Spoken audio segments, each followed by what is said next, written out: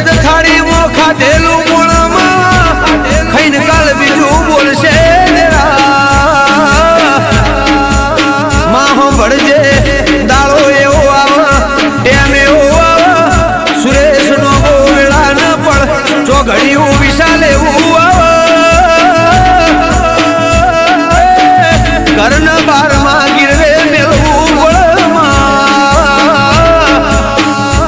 પણ ઘડિયા આવડ્યો એ પેલા ગોખલા જે હાથનો હીરો માં હંતાડીને મેલ્યો